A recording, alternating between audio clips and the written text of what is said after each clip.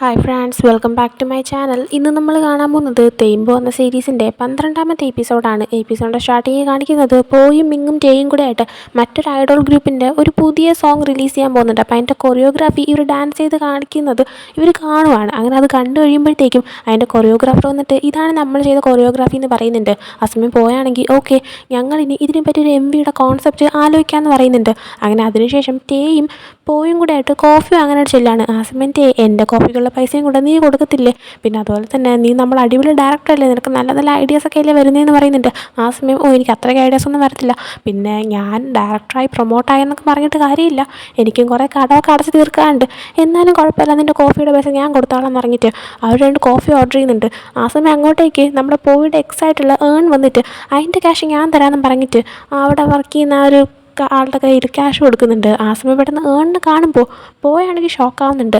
അതിനുശേഷം പോയി ഇരുന്ന് സംസാരിക്കുവാണ്. ആ സമയം അത് പിന്നെ ഞാൻ ഇതുവഴി ഒന്ന് പാസ് ചെയ്ത് പോയതാ, എനിക്കൊരു കാര്യം ഉണ്ടായിരുന്നു, അതുകൊണ്ട് നിന്നെ മീറ്റ് ചെയ്യാൻ കയറിയതാ. ഞാൻ അറിഞ്ഞായിരുന്നു നീ ഡയറക്ടറായിട്ട് പ്രൊമോട്ടായെന്ന്, നീ അത് പ്രൊമോട്ടാവുമെന്ന് എനിക്കും തോന്നിയതാ, കാരണം നീ ആ ഒരു ഷൂട്ട് ചെയ്ത MV ഞാൻ കണ്ടിട്ടുണ്ടായിരുന്നു, അടിപൊളിയാണ്, നിൻ്റെ ടാലൻ്റൊക്കെ നീ കാണിച്ചിട്ടുണ്ട്, അതുകൊണ്ട് ഞാൻ നിന്നെ കൺഗ്രാജുലേറ്റ് ചെയ്യാനായിട്ട് വന്നതെന്ന് പറയുന്നുണ്ട്. അപ്പോൾ ആ സമയം അല്ല, നീയല്ലേ ഇപ്പോൾ പറഞ്ഞത് വേറെ ആവശ്യത്തിന് വന്നപ്പോൾ ഇങ്ങോട്ടേക്ക് വന്നതാണെന്ന്, അതപ്പോൾ ചുമ്മാ പറഞ്ഞാണെന്ന് വെച്ചപ്പോൾ ആണെങ്കിൽ അത് ചുമ്മാ പറഞ്ഞതാ, എനിക്ക് വരുമ്പോൾ പറയാനായിട്ട് എന്തെങ്കിലും റീസൺ വേണ്ടേ, സത്യം പറഞ്ഞാൽ നിന്നെ കൺഗ്രാജുലേറ്റ് ചെയ്യാൻ വേണ്ടി വന്നതാണെന്ന് പറയുന്നുണ്ട്. ആ സമയം പോയാണെങ്കിൽ താങ്ക് യു എന്ന് പറയുന്നുണ്ട്. ആ സമയം എന്നിട്ട് പിന്നെ സുഖമൊക്കെ അല്ലേ എന്ന് വയ്ക്കുമ്പോൾ ആ കുഴപ്പമില്ല, നന്നായിട്ട് പോകുന്നുണ്ടെന്ന് പറയുന്നുണ്ട്. ആ സമയം പിന്നെ ഞാൻ നിൻ്റെ അടുത്ത് സോറിയും കൂടെ പറയാനായിട്ട് വന്നതാ, മുമ്പ് ഞാൻ നിന്നെ ഭയങ്കര മോശമായിട്ടാണ് ട്രീറ്റ് ചെയ്തിട്ടുണ്ടായിരുന്നത്, ഐ എം സോറി എന്ന് പറയുന്നുണ്ട്. ആ സമയം ഇല്ല കുഴപ്പമില്ല, ഞാൻ വിചാരിച്ചിട്ടുണ്ട് നീ എന്താ ഇങ്ങനെ മോശമായിട്ട് എന്നെ പെരുമാറുന്നത്, എന്തിനാ എന്നെ ഇട്ടിട്ട് പോയെന്നൊക്കെ, പക്ഷേ അതെനിക്ക് ഇപ്പം നന്നായിട്ട് മനസ്സിലാക്കാൻ പറ്റുന്നുണ്ട്, ചിലരൊന്നും ഒന്നിക്കേണ്ടവരല്ല, അതെനിക്ക് ഇപ്പം നല്ലതുപോലെ മനസ്സിലാവുന്നുണ്ടെന്ന് പറഞ്ഞിട്ട് നമ്മുടെ ഏണിൻ്റെ അടുത്ത് സത്യം പറഞ്ഞാൽ നീ എന്നെ ഇട്ടിട്ട് പോയത് കൊണ്ട് മാത്രമാണ് ഞാനിപ്പോൾ ഈ ലെവലിൽ നിൽക്കുന്നത്, അതുകൊണ്ട് ഞാൻ നിൻ്റെ അടുത്ത് താങ്ക്സും കൂടി പറയുന്നുണ്ടെന്ന് പറയാണ്. ആ സമയം അപ്പം നിനക്ക് ഇത്രയും സംഭവങ്ങൾ നടന്നതിൻ്റെ ക്രെഡിറ്റ് മൊത്തം നീ എനിക്കാണോ തരുന്നതെന്നൊക്കെ ചോദിക്കുകയാണ്. അതിനുശേഷം വാച്ച് നോക്കുന്ന ടൈമിന് അവന് പോകാനുള്ള ടൈമായിട്ടുണ്ടായിരുന്നു. അങ്ങനെ ഏണിൻ്റെ അടുത്ത് ശരി എന്നാൽ ഓക്കെ ഞാൻ പോവുകയാണ്, എനിക്കാണെങ്കിൽ പാർട്ട് ടൈം ജോബ് ചെയ്യുന്ന ആ കടയിലോട്ടും കൂടെ പോകാനുണ്ടെന്ന് പറഞ്ഞിട്ട് എഴുന്നേക്കാൻ നിൽക്കുമ്പോൾ ഏണാണെങ്കിൽ വെയിറ്റ് ചെയ്യുക, നിനക്കൊരു സംഭവം കൂടെ കൊണ്ടുവന്നിട്ടുണ്ടെന്ന് പറഞ്ഞിട്ട് അവനൊരു കവർ കൊടുക്കുന്നുണ്ട്. നോക്കുമ്പോഴത്തേക്കും നമ്മുടെ ഏണിൻ്റെ കമ്പനിയിലെ ലോഗോ വെച്ചിട്ടുള്ള ടീഷർട്ട്, കപ്പ്, അങ്ങനെയുള്ള സംഭവങ്ങളൊക്കെ ആയിരുന്നു. അപ്പോൾ ഇതിൻ്റെ ലോഗോ ഡിസൈൻ ചെയ്തത് പോയാണെന്ന് നമ്മൾ ഫസ്റ്റൊക്കെ ഉള്ള എപ്പിസോഡിൽ നമ്മൾ കണ്ടിട്ടുള്ള സംഭവമാണ്. അപ്പോൾ പോയാണെങ്കിൽ ഇപ്പോൾ എന്തിനു തന്നേന്ന് നോക്കുമ്പോഴത്തേക്കും അത് പിന്നെ ഈ ലോഗോ ക്രിയേറ്റ് ചെയ്ത് നീയല്ലേ, അപ്പോഴൊന്നും എനിക്കാണെങ്കിൽ നമ്മുടെ ഈ ലോഗോ വെച്ചിട്ടുള്ള സംഭവങ്ങൾ നിനക്ക് തരാൻ പറ്റിയില്ല, അതുകൊണ്ടാണ് ഞാൻ ഇപ്പോൾ തരുന്നത്. ഇനിയിപ്പോൾ ആരാണ് ഇത് ലോഗോ ചെയ്തതെന്ന് പറഞ്ഞു കഴിഞ്ഞാൽ എനിക്ക് പറയുകയും ചെയ്യാമല്ലോ ഒരു വലിയ ഡയറക്ടറാണ് ചെയ്തതെന്ന്, അതുപോലെ തന്നെ നിനക്കും പ്രൂഫ് കാണിക്കാം നീയാണിത് ചെയ്തതെന്ന് സാധനങ്ങളൊക്കെ കാണിച്ചിട്ട് എന്ന് പറയുന്നുണ്ട്. ആ സമയം പോയിക്ക് മനസ്സിലാവുന്നുണ്ട്, ഇപ്പോൾ കുറച്ച് ആൾക്കാർ അറിയുന്ന ഒരു ഡയറക്ടർ ആയതുകൊണ്ട് മാത്രമാണ് ഇപ്പോൾ പോയിയുടെ അടുത്തേക്ക് വന്നേക്കുന്നതെന്ന്. കാരണം ഏണിന് വേണമെങ്കിൽ ആരുടെ വേണമെങ്കിലും ഒരു ഫേമസ് ആയിട്ടുള്ള ഡയറക്ടറാണ് തൻ്റെ കമ്പനിയുടെ ലോഗോ ചെയ്തതെന്ന് പറഞ്ഞു കഴിഞ്ഞാൽ അവനും കൂടെ കുറച്ച് പ്രശസ്തി കിട്ടും, അതിന് വേണ്ടിയിട്ടാണ് അവനിപ്പോൾ ഈ പരിപാടി ചെയ്തത്, അത് മനസ്സിലാക്കിയിട്ട് അപ്പോൾ നീ ശരിക്കും സോറി ചോദിക്കാനായിട്ട് വന്നതല്ലല്ലേ എന്നിങ്ങനെ പറയുമ്പോൾ ഞാൻ അതിനും കൂടെ ആയിട്ടാണ് വന്നതെന്ന് പറയുന്നുണ്ട്. പോയപ്പോൾ ആ സാധനങ്ങളെല്ലാം തിരിച്ച് അവിടെ തന്നെ ഇട്ടിട്ട് നീയാണെങ്കിൽ ഇങ്ങനെയൊന്നും കാണിക്കാൻ തീരെ പ്രതീക്ഷയില്ല, സത്യം പറഞ്ഞാൽ നിനക്ക് എന്നോട് സംസാരിക്കാനുള്ള അധികാരം പോലും ഇല്ല, ഇനി മേലാൽ എന്നെ കണ്ടു കഴിഞ്ഞാൽ പോലും സംസാരിക്കാൻ വന്നേക്കരുതെന്ന് പറഞ്ഞിട്ട് അവിടെ നിന്ന് പോകുന്നുണ്ട്. ഒരുമാതിരി ആവുന്നുണ്ട്. അതിനുശേഷം കാണിക്കുന്നത് പോവുകയാണെങ്കിൽ പാർട്ട് ടൈം വർക്ക് ചെയ്യുന്ന കടയിലേക്ക് വരുന്നതാണ്. അവൻ്റെ മുഖം ഒരുമാതിരി ഇരിക്കുമ്പോൾ തന്നെ ആ കടയിലെ അങ്കിൾ എന്ത് പറ്റിയെന്ന് ചോദിക്കുന്നുണ്ട്. ആ സമയം അത് പിന്നെ ഞാൻ ഏണിനെ കണ്ടു എന്ന് പറയാണ്. ആ സമയം അങ്കിൾ പോയോടനെ തന്നെ അവനാണെങ്കിൽ നിൻ്റെ അടുത്തേക്ക് തിരിച്ചു വന്നു എന്ന് ചോദിക്കുകയാണ്. ആ സമയം തിരിച്ചു വന്നതെന്നല്ല, അത് പിന്നെ ഞാനിപ്പോൾ കുറച്ചൊന്ന് ഫേമസ് ആയപ്പോൾ എന്നെ ഉപയോഗിച്ച് അഡ്വാൻറ്റേജ് എടുക്കാനായിട്ട് അവൻ വന്നതാ, അവനാണെങ്കിൽ അവൻ്റെ കമ്പനീനെ എൻ്റെ പേരും വെച്ചിട്ട് വലുതാക്കാൻ വേണ്ടി നോക്കിയതാന്ന് പറയുന്നുണ്ട്. ആ സമയം അങ്കിൾ അപ്പം നീ എന്ത് ചെയ്തു എന്ന് ചോദിച്ചപ്പോൾ അത് പിന്നെ ഞാൻ അവൻ്റെ അടുത്ത് ഇനി എൻ്റെ അടുത്തേക്ക് സംസാരിക്കാൻ പോലും വന്നേക്കരുതെന്ന് പറഞ്ഞിട്ട് ഞാനിങ്ങനെ പോകുന്നു എന്ന് പറയുന്നുണ്ട്. ആ സമയം അങ്കിൾ ചിരിച്ചുകൊണ്ട് അവൻ അത് തന്നെ വേണം, അവനിപ്പോൾ മനസ്സിലാക്കിയിട്ടുണ്ടായിരിക്കും അവനെക്കാളും നീ ഇപ്പോൾ ഉയർന്ന നിലയിലെത്തിയെന്ന്, നീയാണെങ്കിൽ നിൻ്റെ ആ ഒരു അധികാരം വെച്ചിട്ട് അവനെ ഇപ്പോൾ ചവിട്ടി താഴ്ത്തിയിരിക്കുക, അവൻ അത് തന്നെ വേണമെന്ന് പറയുന്നുണ്ട്. ആ സമയം പോയാണെങ്കിൽ ഞാൻ ഒരിക്കൽ പോലും ഇത്രയും വർക്ക് ചെയ്ത് ഈ ഒരു സ്ഥാനത്ത് എത്തിയത് സത്യം പറഞ്ഞാൽ അവൻ്റെ അടുത്ത് ഇങ്ങനെയൊന്നും പറയാനല്ല, ഇങ്ങനെയൊക്കെ പറയണമെന്ന് ഞാൻ ആഗ്രഹിച്ചിട്ടുണ്ട്, പറഞ്ഞില്ലേ എനിക്കിപ്പോൾ ഒരു സാറ്റിസ്ഫാക്ഷനൊക്കെ തോന്നുന്നുണ്ട്, എന്നാലും ഇത്രയൊക്കെ എത്തി സ്വന്തം കാലിൽ ഇപ്പം നിൽക്കാൻ പറ്റുന്നുണ്ട്, പക്ഷെ അതൊക്കെ ആലോചിച്ചിട്ടും എനിക്കെന്തോ ഒന്നും ഞാൻ ജയിച്ച ഒരു ഫീല് എനിക്ക് കിട്ടുന്നില്ല എന്ന് പറയാണ്. ആ സമയം ആ അങ്കിള് അതെന്താ, നീയാണെങ്കിൽ ഒറ്റയ്ക്കിരുന്നിട്ട് നിന്നോട് എന്നെ ഒന്ന് ആലോചിച്ചിട്ട് ചോദിച്ചു നോക്കിയോ അതിന് കാരണം എന്താന്ന്. ആ സമയം പോയാണെങ്കിൽ അത് പിന്നെ ഞാൻ നിങ്ങളെ നോക്കിയിട്ട് ആലോചിച്ചിട്ടുണ്ടെന്ന് പറയാണ്. ആ സമയം അങ്കിള് എന്നെ നോക്കിയിട്ടോ എന്തിനാ നോക്കുമ്പോൾ പോയാണെങ്കിൽ അത് പിന്നെ നിങ്ങൾ ചെറുപ്പം മുതലേ നിങ്ങൾക്ക് ഇഷ്ടമുള്ള ഈ ഒരു ജോലി ചെയ്തു വരിക, ഇപ്പോൾ ഇത്രയും വർഷമായി എന്നിട്ടും നിങ്ങൾ ഇതേ ജോലി തന്നെ കണ്ടിന്യൂ ചെയ്യുക. നിങ്ങൾക്കാണെങ്കിൽ ഒരു മടുപ്പും തോന്നുന്നില്ല, നിങ്ങൾ നിങ്ങളുടെ ആഗ്രഹം കണ്ടിന്യൂ ചെയ്തതിൻ്റെ മറ്റാരെയും നോക്കാതെ. ആരും നിങ്ങളുടെ അടുത്ത് ഒരു കുറ്റവും പറയും നിങ്ങൾ ക്രിട്ടിസൈസ് ചെയ്യാനോ ഒന്നും തന്നെ നോക്കുന്നില്ല. നിങ്ങൾ നല്ല ഹാപ്പി ആയിട്ട് തന്നെ മുന്നോട്ട് പോകുന്നുണ്ടെന്ന് പറയാണ്. ആ സമയം ആ അങ്കിളാണെങ്കിൽ ഇനി ഞാൻ നിൻ്റെ അടുത്തൊരു സത്യം പറയട്ടെ, ആക്ച്വലി ഇതെൻ്റെ ഡ്രീമായിട്ടുള്ള ജോബോ ഒന്നും തന്നെ അല്ല. എൻ്റെ ഡ്രീം ജോബ് ഇതേ അല്ല. ഞാൻ ഈ ജോലി ചെയ്യുന്നത് എനിക്ക് പൈസ ഉണ്ടാക്കാൻ എന്താ ചെയ്യേണ്ടതെന്ന് അറിഞ്ഞൂടാത്തത് കൊണ്ടാണ്, വേറെ മാർഗം കിട്ടാത്തത് കൊണ്ടാണെന്ന് പറയാണ്. ആ സമയം അപ്പോൾ നിങ്ങളുടെ ഡ്രീം എന്തായിരുന്നു എന്ന് ചോദിക്കുന്നുണ്ട്. ആ സമയം അങ്കിള് എല്ലാ ആൾക്കാരും പറയും നമുക്ക് ഓരോരുത്തർക്കും ലൈഫിലൊരു ഡ്രീം വേണമെന്ന്. എന്നാൽ എനിക്കിപ്പോൾ 60 വയസ്സായി, ഇത്രയും വർഷമായിട്ടും എൻ്റെ ലൈഫിൽ എനിക്കൊരു ഡ്രീമേ ഉണ്ടായിട്ടില്ല, എന്നിട്ടും ഞാനിപ്പോൾ ഇവിടെ ജീവിച്ചിരിക്കുന്നില്ല എന്ന് പറയുന്നുണ്ട്. ആ സമയം അതൊക്കെ ശ്രദ്ധിച്ച് കേൾക്കാണ്. അതേസമയം ഒരു കസ്റ്റമർ വന്നതുകൊണ്ട് തന്നെ ആ അങ്കിൾ ആ കസ്റ്റമറിൻ്റെ അടുത്തേക്ക് എഴുന്നേറ്റ് പോകുന്നുണ്ട്. അങ്ങനെ ആ അങ്കിളാണ് ഈ കസ്റ്റമറിൻ്റെ അടുത്ത് സംസാരിച്ചുകൊണ്ട് നിൽക്കുന്നതെല്ലാം ഇത് ശ്രദ്ധിച്ചുകൊണ്ടിരിക്കുന്നുണ്ട്. അതിനുശേഷം തിരിച്ച് അവൻ്റെ റൂമിലേക്ക് വന്നിട്ട് അവനാണെങ്കിൽ ഇന്ന് രാവിലെ കണ്ട ആ ഒരു ഗ്രൂപ്പിൻ്റെ കൊറിയോഗ്രാഫി അനുസരിച്ച് അവർക്ക് വേണ്ടിയുള്ള ഒരു MVയുടെ കോൺസെപ്റ്റ് അവനിങ്ങനെ ആലോചിച്ചുകൊണ്ടിരിക്കുകയാണ്. ആ സമയം ഐഡിയാസ് ഒന്നും കിട്ടുന്നില്ല എന്ന് തോന്നുന്നു. ഐഡിയാസ് തപ്പിയിട്ടാണെന്ന് തോന്നുന്നു. അവനാണെങ്കിൽ അവൻ്റെ റൂമിൽ ചെന്ന് അലമാര എടുത്തിട്ട് മാഗസീൻസും സംഭവങ്ങളൊക്കെ തുറന്നു നോക്കുന്നുണ്ട്. അങ്ങനെ അവിടെ നിന്ന് 2-3 ബോക്സസ് ഉണ്ട്. അങ്ങനെ ഓരോരോ ബോക്സ് തുറന്നു വരുമ്പോഴത്തേക്കും ഒരു ബോക്സ് ഓപ്പൺ ആക്കുമ്പോൾ അതിൻ്റെ അകത്ത് തെയ്മിൻ്റെ ഒരു ഫോട്ടോയും അവൻ്റെ ജാക്കറ്റും തെയ്മിൻ്റെ ആ ഒരു പേരെഴുതിയ കപ്പുമായിരുന്നു ഉണ്ടായിരുന്നത്. ഒരുപക്ഷെ ഇവർ ബ്രേക്കപ്പ് ആയതിനു ശേഷം പോയാണെങ്കിൽ തെയ്മിൻ്റെ സാധനങ്ങളെടുത്ത് ഒരു ബോക്സിൻ്റെ അകത്താക്കി വെച്ചിരുന്നതായിരിക്കാം. അതൊക്കെ കാണുമ്പോൾ അവനാണെങ്കിൽ തെയ്മിനെ മിസ് ചെയ്യുന്നുണ്ട്. അങ്ങനെ ആ തെയ്മാണെങ്കിൽ അവൻ കൊടുത്ത ആ ഒരു ജാക്കറ്റ് അവൻ എടുത്ത് നോക്കുന്നുണ്ട്. ആ ജാക്കറ്റ് തെയ്മ് കൊടുത്ത ആ ഒരു സിറ്റുവേഷൻ അവൻ ആലോചിക്കുന്നുണ്ട്. ആ സിറ്റുവേഷനിൽ തെയ്മ് പറഞ്ഞിട്ടുണ്ടായിരുന്നു, നിനക്ക് എന്നെ ഹഗ് ചെയ്യണമെന്ന് തോന്നുവാണെങ്കിൽ ഈ ജാക്കറ്റിൻ്റെ പോക്കറ്റിൻ്റെ അകത്തേക്ക് നിൻ്റെ കൈയൊന്ന് വെച്ചാൽ മതിയെന്ന്. അങ്ങനെ വെച്ചിട്ട് അവനിപ്പോൾ തെയ്മിനെ മിസ് ചെയ്യുന്നതൊക്കെ കൊണ്ട് തന്നെ ആ ഒരു ജാക്കറ്റ് ഇട്ടിട്ട് അവൻ്റെ കൈയാണെങ്കിൽ ആ പോക്കറ്റിലേക്ക് വെക്കുന്നുണ്ട്. ആ സമയം ആ പോക്കറ്റിൽ നിന്ന് അവനാണെങ്കിൽ ഒരു ലെറ്റർ കിട്ടുവാണ്. അങ്ങനെ അതിലെടുത്ത് നോക്കുമ്പോൾ അതാണെങ്കിൽ തെയ്മ് അവന് വേണ്ടിയിട്ട് എഴുതിയിരിക്കുന്നൊരു ലെറ്ററായിരുന്നു. അങ്ങനെ ആ ഒരു ലെറ്റർ വായിക്കുവാണ്. അതിലെഴുതിയിരിക്കുന്നത്, ഞാനിപ്പോൾ ഈ ലെറ്റർ എഴുതുന്നത് നിൻ്റെ അടുത്ത് കുറച്ച് കാര്യങ്ങൾ പറയാനാണ്. ഞാൻ നേരിട്ട് പറഞ്ഞു കഴിഞ്ഞാൽ അതൊന്നും പറയാൻ പറ്റുമെന്ന് എനിക്ക് തോന്നുന്നില്ല. അതുകൊണ്ടാണ് ഞാനിപ്പോൾ ലെറ്ററായിട്ടുള്ള രീതിയിൽ ഇത് എഴുതുന്നത്. ഇതിപ്പോൾ ഞാൻ എഴുതുമ്പോൾ നമ്മളെല്ലാവരും കൂടെ ആയിട്ട് നമ്മുടെ പാട്ട് നമ്പർ 1 ആകുമോ ഇല്ലയോ എന്നുള്ള റിസൾട്ട് നോക്കിക്കൊണ്ടിരിക്കുന്ന സമയമായിരുന്നു. പെപ്പറാണെങ്കിൽ പരമാവധി വിഷമിക്കാതിരിക്കാൻ നോക്കുന്നുണ്ട്. അതുകൊണ്ട് അവൻ ഓരോ വർക്കിൽ ബിസിയാക്കി വെക്കുവാണ്. ജുന്നും നാനോയും അവൻ്റെ കൂടെ തന്നെ എപ്പോഴും ഉണ്ടായിരുന്നു. ഡീലനെക്കുറിച്ച് പറയുവാണെങ്കിൽ അവൻ അവൻ്റേതായ ഒരു ലോകത്ത് ഒറ്റയ്ക്കിരുന്നു. ഞങ്ങൾ വിളിച്ചാലും അവനെ വിളി കേൾക്കാത്ത പോലെ തന്നെ ഇരുന്നു. പിന്നെ എന്നെക്കുറിച്ച് പറയുവാണെങ്കിൽ ഞാൻ വിഷമിക്കാതിരിക്കണമെങ്കിൽ ഞാനും എന്തെങ്കിലും ചെയ്യണം. അതുകൊണ്ടാണ് ഞാനിപ്പോൾ ഈ ഒരു ലെറ്റർ നിനക്ക് എഴുതുന്നത്.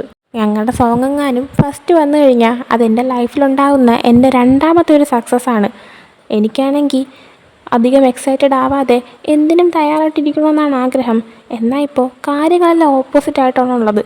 എന്തുകൊണ്ടാണെന്നറിയത്തില്ല. മേ ബി ഞങ്ങളുടെ എല്ലാവരുടെയും ഫ്യൂച്ചർ ആ ഒരു പാട്ട് നമ്പർ 1 ആകുമോ ഇല്ലേന്നനുസരിച്ചിരിക്കുന്നത് കൊണ്ടാവാം. അതുമല്ലെങ്കിൽ അത് നമ്പർ 1 ആയിക്കഴിഞ്ഞാൽ നമ്മളൊരു മാസ് ഗ്രൂപ്പായിട്ട് ഒരുമിച്ചുണ്ടാകുമെന്നോ എന്നുള്ള സന്തോഷം കൊണ്ടും ആകാം. അതുമല്ലെങ്കിൽ ഞങ്ങളുടെ എല്ലാവരുടെയും ഡ്രീംസ് അതിൻ്റെ അകത്തിരിക്കുന്നത് കൊണ്ടാവാം. എന്താണെന്നറിയില്ല. പക്ഷെ എന്താണെങ്കിലും ഞങ്ങളെല്ലാവരും തന്നെ ഇത്രയും കാലവും ഏറ്റവും ടോപ്പിലെത്തി ഞങ്ങൾക്കും ഈ ലോകത്ത് ഒരു വാല്യൂ ഉണ്ടെന്ന് തെളിയിക്കാനായിട്ട് ശ്രമിച്ചുകൊണ്ടിരിക്കുമായിരുന്നു. പക്ഷേ ഈ ലോകം ഇതെന്താണിങ്ങനെ? ഇവിടെ ഉള്ളവരെല്ലാവരും ഒരാൾക്ക് കിട്ടുന്ന റാങ്കിങ്ങും പോപ്പുലാരിറ്റിയും കൊണ്ട് മാത്രമാണ് അവരുടെ വില മനസ്സിലാക്കുന്നത്. ഞങ്ങളൊക്കെ ഇപ്പോൾ ഒന്നുമില്ലാതെ വെറും ട്രെയിനീസായിട്ട് മാത്രമാണ് ഇരുന്നിരുന്നെങ്കിൽ ഞങ്ങളുടെ വില ആരും മനസ്സിലാക്കാതെ പോകുമായിരുന്നില്ലേ? പക്ഷെ അതെല്ലാം നിന്നെ മീറ്റ് ചെയ്തതിന് ശേഷം മാറി. നിന്നിലൂടെ എനിക്ക് മനസ്സിലാക്കാൻ സാധിച്ചു, നമ്മൾ ചെയ്യുന്ന ഏതൊരു വർക്കായാലും അതിപ്പോൾ ആളുകൾ ഒഴിവാക്കി കളയുന്ന ശ്രദ്ധിക്കാതെ എത്ര ചെറിയ വർക്കാണെങ്കിൽ പോലും അതിന് അതിൻ്റേതായ വിലയുണ്ട്. നമുക്കെല്ലാവർക്കും ഈ ലോകത്ത് ഒരു വിലയുണ്ടെന്ന് എനിക്ക് അതിലൂടെയൊക്കെ മനസ്സിലാക്കാൻ സാധിച്ചു. എൻ്റെ ഗ്രൂപ്പ് വിജയിച്ചാൽ അത് വെറൊരു വിജയം മാത്രമല്ല, ഞങ്ങൾക്കെല്ലാവർക്കും ഈ ലോകത്ത് ഞങ്ങളുടെ വില മനസ്സിലാക്കാൻ കിട്ടുന്ന ഒരു അവസരം കൂടെയാണ്. അതുമാത്രമല്ല, ആ ഒരു വിജയത്തിലൂടെ എല്ലാവർക്കും മനസ്സിലാക്കി കൊടുക്കാനും സാധിക്കും. മാഴ്സ് എന്ന ഗ്രൂപ്പ് എപ്പോഴും ഒരുമിച്ച് തന്നെ ഉണ്ടായിരിക്കും. ഒരാളുടെ സക്സസിൻ്റെ പുറകിൽ ബാക്കി 4 പേരും സപ്പോർട്ട് ചെയ്യാനായി ഉണ്ടായിരിക്കും. ഒരാൾക്ക് സങ്കടങ്ങളോ വിഷമങ്ങളോ തോൽവികളോ ഉണ്ടായാലും എപ്പോഴും എല്ലാവരും കൂടെ തന്നെ ഉണ്ടായിരിക്കും. മാഴ്സ് എപ്പോഴും ഒറ്റക്കെട്ടായിരിക്കും. പിന്നെ നമ്മുടെ കൂട്ടത്തിലുള്ള ഒരാളും തന്നെ ഒറ്റപ്പെട്ട് പോകത്തില്ല, അക്കാര്യത്തിൽ എനിക്ക് നല്ല ഉറപ്പുണ്ട്. പിന്നെ ഞാനിപ്പോൾ ഈ ഒരു കത്ത് എഴുതുന്നത് നിൻ്റെ അടുത്ത് താങ്ക് യു പറയാനും പിന്നെ ഒരു കാര്യം അപേക്ഷിക്കാനും കൂടെയാണ്. അതായത് എന്തൊക്കെ സംഭവിച്ചാലും അതിപ്പോൾ ഈ ലോകം തന്നെ എതിര് നിന്നാൽ പോലും നീ എന്നെ വിട്ട് പോവാതിരിക്കാവോ? എൻ്റെ കൂടെ ഉണ്ടായിരിക്കോ? നിൻ്റെ കൂടെ എന്തൊക്കെ സംഭവിച്ചാലും ഞാൻ ഉണ്ടായിരിക്കും. ഈ ലോകം തന്നെ നമ്മുടെ എതിരായിട്ട് നിന്നാലും നമുക്ക് ഒരുമിച്ച് ഫൈറ്റ് ചെയ്യാം. പക്ഷേ ഞാൻ ആരാണ് എങ്ങനെയാണെന്നുള്ള രീതിയൊക്കെ അക്സെപ്റ്റ് ചെയ്ത് നീ എൻ്റെ കൂടെ നിൽക്കാവോ എന്ന് ചോദിക്കുന്നുണ്ട്. ആ സമയം ഇതെല്ലാം വായിച്ചിട്ട് പോയിക്ക് ഒത്തിരി സങ്കടമാകുന്നുണ്ട്. അങ്ങനെ പോവുകയാണെങ്കിൽ ആലോചിക്കുകയാണ് താൻ തെയ്യം എത്രയൊക്കെ ചോദിച്ചിട്ടും തെയ്യമിൻ്റെ അടുത്ത് ബ്രേക്കപ്പ് ആവാമെന്നും പറഞ്ഞിട്ട് അവിടെ നിന്ന് പോയ കാര്യം, തെയ്യം കരഞ്ഞ കാര്യം ഒക്കെ ആലോചിച്ചിട്ട് ഇവൻ വല്ലാണ്ട് സങ്കടപ്പെടുന്നുണ്ട്.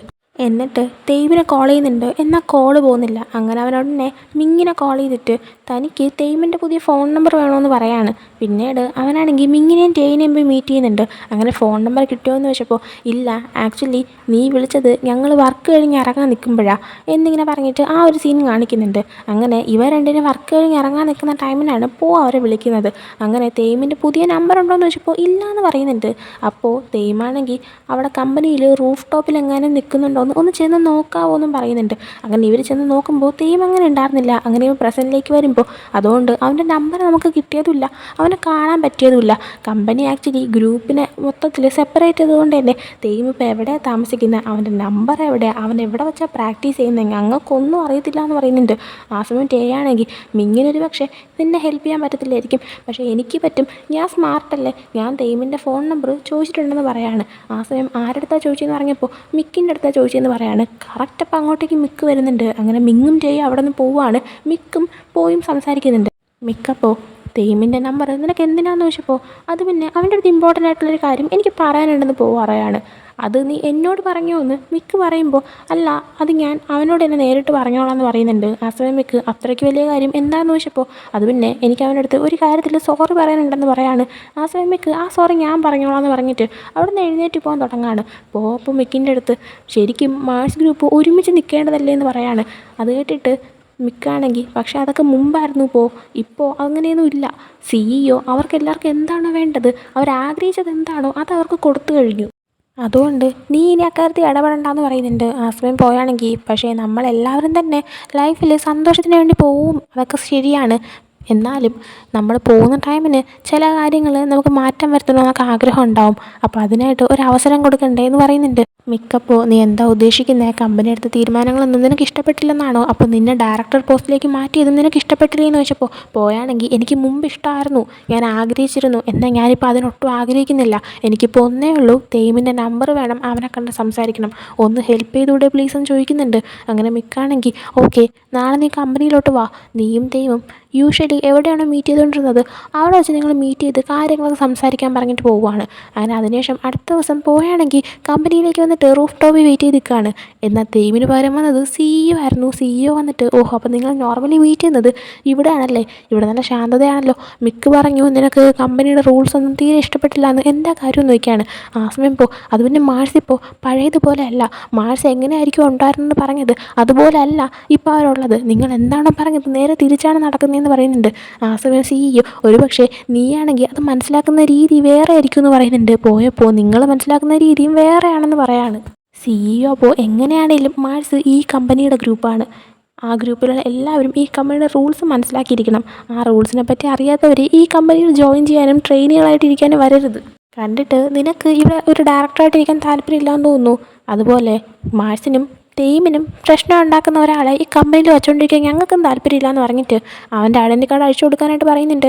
അവനൊരു മടിയും കൂടെ അത് അഴിച്ചു കൊടുക്കുന്നുണ്ട്. അങ്ങനെ CEO ഇപ്പോൾ തൊട്ട് നീ വണ്ടർ എൻ്റർടൈൻമെൻറ്റിലെ ഒരു എംപ്ലോയിയും അല്ല, നീയുമായിട്ട് വെച്ചിരുന്ന കോൺട്രാക്റ്റും ഞാനത് ക്യാൻസൽ ചെയ്യാമെന്ന് പറഞ്ഞിട്ട് അവരവിടെ നടന്നു പോകുന്നുണ്ട്. അതിനുശേഷം പോയാണെങ്കിൽ എപ്പോഴും ഫുഡ് വാങ്ങാൻ വരുന്ന അങ്ങോട്ടേക്ക് വന്നിട്ട് അവന് വേണ്ടിയിട്ട് ഒരെണ്ണം വാങ്ങുന്നുണ്ട്. അങ്ങനെ അത് ആ ഒരു പയ്യൻ റെഡിയാക്കുന്ന ടൈമിന് ഒരുമാതിരി ഇരിക്കുന്നിട്ട് ആ പയ്യൻ എന്ത് പറ്റിയെന്ന് ചോദിക്കുകയാണ്. ആ സമയം എന്തുകൊണ്ടോ എനിക്ക് കുറ്റബോധം തോന്നുന്നു, തോന്നുന്നു. ഞാൻ കുറച്ചുകൂടെ എന്തെങ്കിലുമൊക്കെ ചെയ്യേണ്ടതായിരുന്നു എന്നുള്ളൊരു തോന്നൽ എനിക്ക് വരുന്നു. പക്ഷേ ഞാൻ എന്തോന്ന് ചെയ്യാനാ, എനിക്കിനി എന്താ ചെയ്യണമെന്ന് അറിഞ്ഞൂടാന്ന് പറയുന്നുണ്ട്. ആ സമയം പയ്യൻ ഫ്രണ്ട്സിൻ്റെ അടുത്ത് അഡ്വൈസ് ചോദിച്ചുകൂടെ എന്ന് പറയുന്ന സമയത്ത് അതിന് എനിക്കിപ്പോൾ സംസാരിക്കാനായിട്ട് ആരുമില്ല എന്ന് പറയുന്നുണ്ട്. ആ സമയം പയ്യനാണെങ്കിൽ ഇപ്പോൾ ഓർഡർ ചെയ്ത സാധനം കൊടുക്കുന്നുണ്ട്, എന്നാൽ ഒരു 5-6 കൊടുക്കുന്നുണ്ട്. ആ സമയം അയ്യോ ഞാൻ ഒരെണ്ണമല്ലേ ചോദിച്ചാൽ, ഇതൊക്കെ ഞാൻ എങ്ങനെ കഴിച്ചിരിക്കാനാന്ന് ചോദിച്ചപ്പോൾ ആ പയ്യനാണെങ്കിൽ അത് പിന്നെ എല്ലാവർക്കും തികയാനുള്ള കണക്കിന് അങ്ങനെ എടുത്തു വെച്ചേക്കുന്നത്, എല്ലാവർക്കും തികയുമെന്ന് പറയുന്നുണ്ട്. ആ സമയം പോക്കി കാര്യം മനസ്സിലാകുന്നില്ല. അങ്ങനെ ആ പയ്യൻ ഒന്ന് തിരിഞ്ഞു നോക്കാനായിട്ട് ആക്ഷൻ കാണിക്കുന്നുണ്ട്. നോക്കുമ്പോൾ പുറകിൽ നമ്മുടെ ജുന്നും ഡീലാനും നാനോയും പെപ്പറും ഒക്കെ ഇരിക്കുകയാണ്. പോയാണെങ്കിൽ അവരെ കണ്ടിട്ട് അല്ല നിങ്ങളെങ്ങനെ ഇവിടെ എത്തിയെന്ന് ചോദിക്കുന്നുണ്ട്. ആസിമൻ ജുന്നു പെപ്പറിൻ്റെ അടുത്ത് പെപ്പർ പറഞ്ഞു കൊടുക്കാനായിട്ട് പറയാണ്. ആസിമൻ പെപ്പർ ഞാനിതിപ്പോൾ എവിടെ നിന്നാണ് തുടങ്ങേണ്ടേ, എനിക്കറിയത്തില്ല എന്ന് പറഞ്ഞപ്പോൾ ജുന്ന് ഓക്കെ ഓക്കെ ഞാൻ തന്നെ പറയാമെന്ന് പറയുന്നുണ്ട്. ആസിമൻ ഞാനോ വേണമെങ്കിൽ ഞാൻ പറയാമെന്ന് പറയുമ്പോൾ ജുന്ന് വേണ്ട ഞാൻ പറഞ്ഞോളാം എന്ന് പറഞ്ഞിട്ട് നമ്മുടെ പോയിടത്താണെങ്കിൽ അത് പിന്നെ ഞാൻ മുമ്പ് നിനക്ക് വേണ്ടിയിട്ട് സാൻഡ്വിച്ച് വാങ്ങാനായിട്ട് നിൽക്കുന്ന സമയത്ത് എൻ്റെ തേയും പറഞ്ഞിട്ടുണ്ട് നിൻ്റെ ഫേവറേറ്റ് സാൻഡ്വിച്ച് അതല്ല മറ്റൊരു സ്ഥലത്തെയാണെന്ന്. പിന്നീട് ഒരു ദിവസം നിന്നെ അന്വേഷിക്കുന്ന ടൈമിന് എനിക്ക് മനസ്സിലാക്കാൻ പറ്റി നീ ഫുഡ് വാങ്ങാൻ വരുന്നത് ഇവിടെയാണെന്ന്. അങ്ങനെ ഞങ്ങൾക്ക് എല്ലാവർക്കും മനസ്സിലായതാണ് നിന്നെ കണ്ടുപിടിക്കണമെങ്കിൽ ഇങ്ങോട്ടേക്ക് വരണമെന്ന്. അതുകൊണ്ടാണ് ഞങ്ങൾ നിന്നെ വെയിറ്റ് ചെയ്ത് ഇവിടെ ഇരുന്നതെന്ന് പറയുന്നുണ്ട്. ആ സമയം പോയാണെങ്കിൽ അപ്പോൾ ഞാൻ മാർസ് ഗ്രൂപ്പിനെ വീണ്ടും ഒന്നിപ്പിക്കാൻ പോകുന്ന കാര്യം നിങ്ങൾ അറിഞ്ഞോ എന്ന് ചോദിക്കുന്നുണ്ട്. ആ സമയം അവർ നീ ഒരാളടുത്ത് ആ കാര്യം പറഞ്ഞില്ലേ, അയാൾ വന്നിട്ട് അത് ഞങ്ങളുടെ അടുത്ത് പറഞ്ഞു എന്ന് പറയുന്നുണ്ട്. ആ സമയം പോയാണെങ്കിൽ മിങ്ങും ചെയ്യുവാണോ നിങ്ങളുടെ അടുത്ത് പറഞ്ഞതെന്ന് ചോദിക്കുമ്പോൾ ഇവരാണെങ്കിൽ ഒന്ന് ചിരിക്കുന്നുണ്ട്. എന്നിട്ട് പെപ്പറാണെങ്കിൽ ശരി ഞങ്ങളെല്ലാവരും എങ്ങനെയാണ് ഒരുമിച്ച് കൊണ്ടുവരാൻ പോകുന്നത്, എന്താ നിൻ്റെ പ്ലാനെന്ന് ചോദിക്കുന്നുണ്ട്. അങ്ങനെ അതിനുശേഷം ഇവരാണെങ്കിൽ ഒരു സ്ഥലത്ത് നിന്നിരുന്നിട്ട് നമ്മൾ തേയിമിൻ്റെ ഷെഡ്യൂളും സംഭവങ്ങളെല്ലാം ഓൾറെഡി ഒന്ന് എടുത്തു വെച്ചിട്ടുണ്ടായിരുന്നു. അതൊക്കെ കാണിച്ചിട്ട് ഞാൻ ആക്ച്വലി തേയിം ആ ഒരു കൊറിയൻ കമ്പനിയുമായിട്ട് എന്നാണോ മീറ്റിങ്ങിൽ സംസാരിക്കാൻ പോകുന്നത് അന്ന് അവനെ മീറ്റ് ചെയ്ത് സംസാരിച്ചിട്ട് അവൻ്റെ അടുത്ത് അവരുമായിട്ട് സംസാരിക്കുമ്പോൾ കോൺട്രാക്റ്റ് വാങ്ങിച്ചിട്ട് അതിൻ്റെ റൂൾസൊക്കെ നോക്കിയിട്ട് എന്തെങ്കിലും ചേഞ്ചസ് വരുത്താൻ പറ്റുമോ എന്ന് അവരോട് ചോദിക്കാനായിട്ട് പറയുവാനിരിക്കുമായിരുന്നു. ഇത് കേട്ട് ഡീലാൻ പക്ഷേ അങ്ങനെ ആ ഒരു കോൺട്രാക്റ്റ് നോക്കിയിട്ട് നമ്മൾ ചേഞ്ചസ് വരുത്താനായിട്ട് നോക്കിയിരിക്കുന്ന സമയം കൊണ്ട് തന്നെ ഒത്തിരി വൈകി പോകുമെന്ന് പറയുന്നുണ്ട്. ആ സമയം പോയാണെങ്കിൽ എങ്കിൽ പിന്നെ ഒരു കാര്യം ചെയ്യാം, നിങ്ങളുടെ കോൺസേർട്ടിന് മുമ്പേ ആയിട്ട് എന്തെങ്കിലും ഒരു ഇവൻറ്റ് വെച്ചിട്ട് നിങ്ങളെല്ലാവരും ഒരുമിച്ച് കൊണ്ടുവരാം, അങ്ങനെ ടീമിൻ്റെ അടുത്ത് സംസാരിക്കാമല്ലോ എന്ന് പറയുന്നുണ്ട്.